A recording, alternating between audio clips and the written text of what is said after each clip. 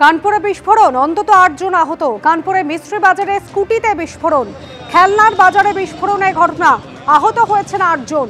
দুটি স্কুটিতে রাখা ছিল বিস্ফোরক, এমনই খবর পুলিশ সূত্রে। কিভাবে বিস্ফোরণের ঘটনা, ঘটনাস্থলে ফরেনসিক টিম।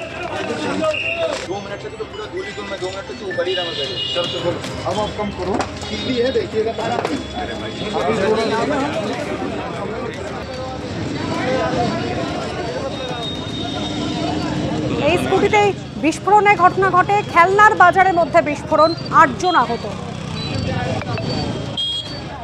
ত্রিপুরায় তৃণমূলের প্রতিনিধি দল, কটাক্ষ ত্রিপুরা বিজেপির।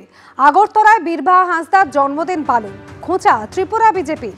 বীরবাহা হাঁসদা দিদিকে জন্মদিনের শুভকামনা। আপনি জন্মদিন পালনের জন্য ত্রিপুরায় এসেছেন, জানলে ত্রিপুরার কোনো একটি পর্যটন কেন্দ্রে জন্মদিন উদযাপনের ব্যবস্থা করতাম। সোশ্যাল মিডিয়ায় কেক খাওয়ার ভিডিও পোস্ট করে কটাক্ষ ত্রিপুরা বিজেপি। নিম্নরুচির রাজনীতি বিজেপি, পাল্টা বনমন্ত্রী বীরবাহা হাঁসদা।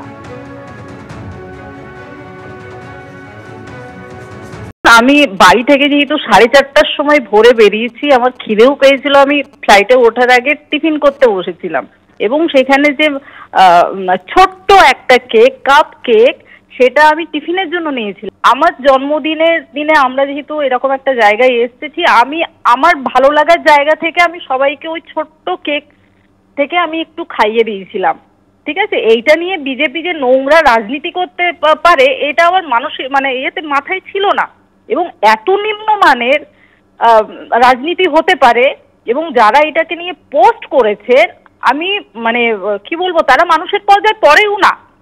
তারা যে রাজনীতির মর্যাদাটাও রাখতে পারে না, সেটা বুঝতে পারলাম।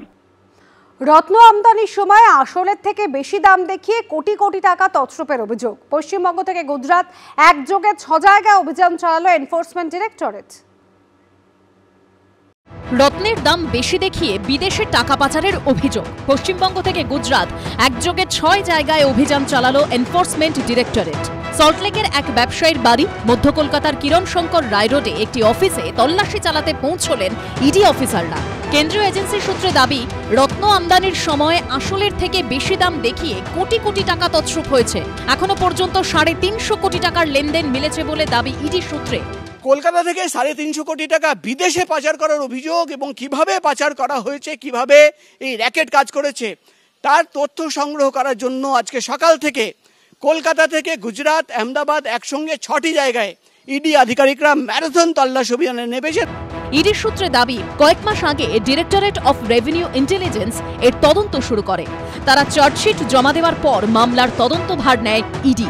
সূত্রের দাবি, তদন্তে নেমে তারা জানতে পারে কলকাতার বাইরেও সক্রিয় রয়েছে এই চক্র।